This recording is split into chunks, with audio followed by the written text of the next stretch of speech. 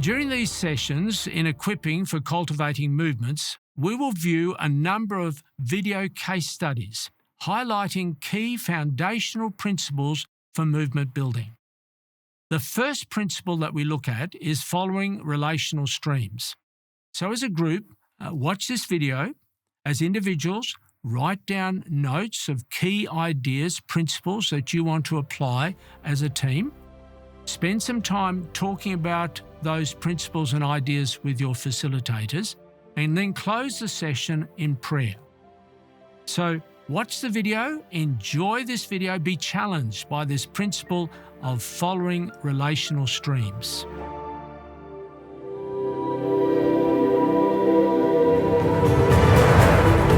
Following the Apostles' Vision explores the New Testament letters to discover key principles used by the Apostles in multiplying disciples and planting churches to cultivate God's kingdom movement.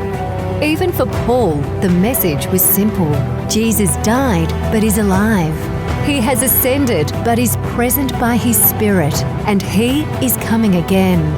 And the vision was clear that there be no place left where this good news had not been shared. Our cities are going up. Our suburbs are expanding. Our mission challenge is huge. But the simple, reproducible methods that Jesus lived and taught relate to all cultures and all circumstances.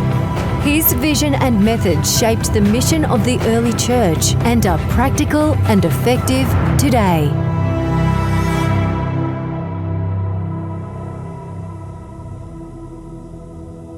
In this first episode, we explore the big movement idea of following relational streams. Jesus said, "Go and make disciples of all ethne."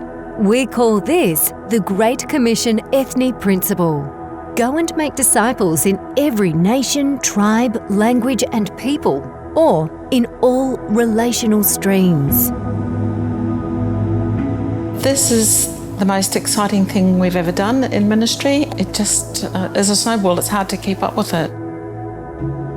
I was a pastor at local churches, and I always loved working at local churches. A few years ago, some refugees came walking to the church.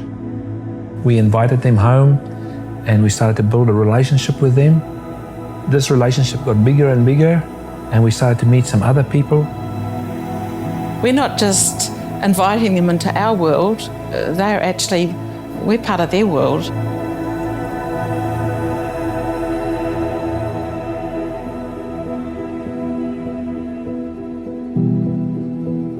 Because of the war, it was very, very hard to stay in my country. Two Fadi's friends, they killed by ISIS because they are Christian. We were very worried about our children. That's why it's better to go outside to keep my children safe. 2011, the war started. Suddenly, we tried to stay in Syria. We say that the future, maybe 1 year and everything will finish, but the problem, it's grow up. We moved to Damascus, and in Damascus, a bomb came to our neighbor house. It was a hard time for us. We don't want to leave our country. But when I look at everything, I can't imagine any future for my children.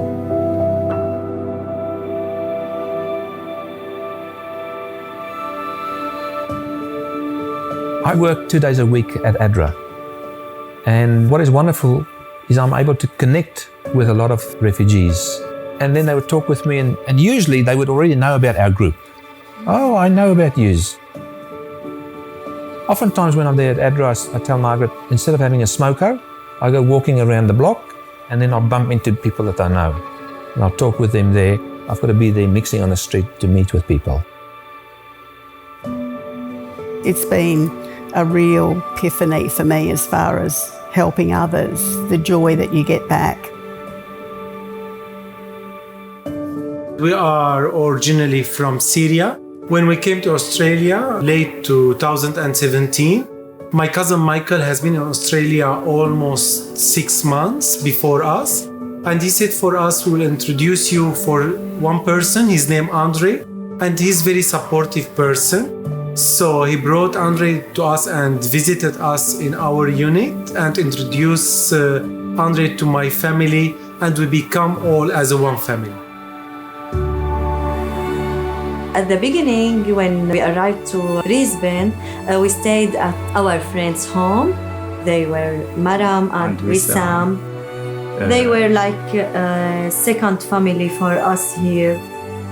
We came to Australia as a permanent resident. We were at birthday party for our friend's son, and we met there Andre and Margaret. Having a friend in Australia was very good point for us because we have like a new support, new families here. Many of our friends have become part of our new family.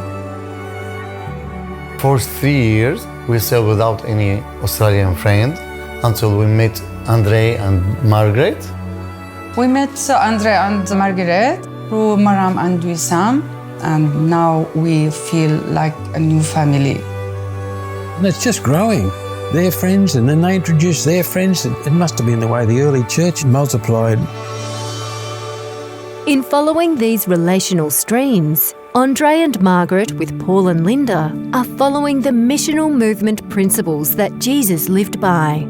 Their engagement is incarnational, fully entering the lives of others; apostolic, being sent by God; and messianic, living as God's anointed presence in their expanding new family of faith.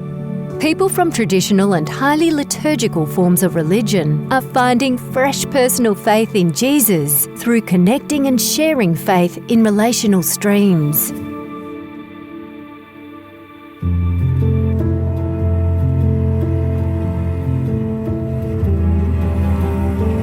When you're part of people's lives, you have a lot of fun, but that also brings with it, sad times, tough times. Last January, I was pregnant and I lost my daughter. It was after 30 weeks pregnancy. It was very hard. We were in a bad situation. But the positive things that was all these people, they surround us and they help us. A huge thank for this family, Andre, Paul, Marguerite, Linda. I believe that God uses our wounds, and through our own hurt, we can minister to others. Jesus was known as the man of sorrows and acquainted with our grief. And I think we need to be more those kind of people, and we are moved by things that would move Jesus.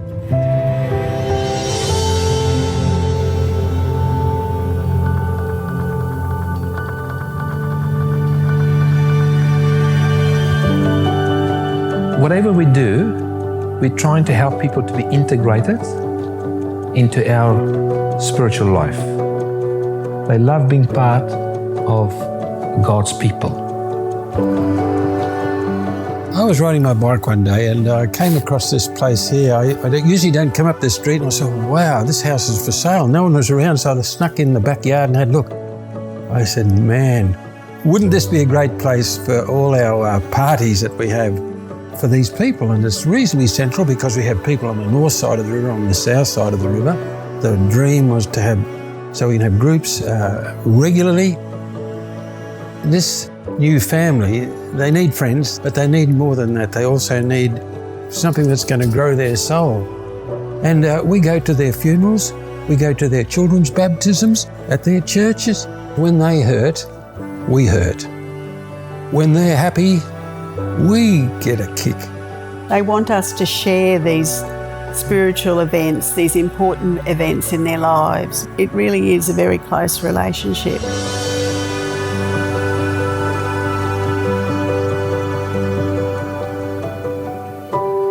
When I was in Syria, she asked me, why you don't go to church? Why you don't pray?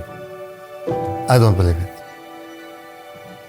But when I came to Australia, I feel my heart open with the church, open with Jesus. We've actually helped them see that there's a loving God who's prepared to walk the road with them.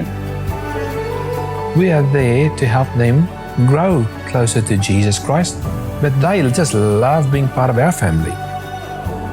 هاي العائلة الجديدة هن معطاء للعالم كله، هن محبين للعالم كله وهن مثل تلاميذ المسيح. أندري وبول وليندا هن قائدين عم بمشوا مثل تلاميذ المسيح، عمال يفرجونا الطريق لبين لنوصل. I believe in Jesus. I believe in God. I know that I am protected by them always. I am happy to let my children grow up with this faith.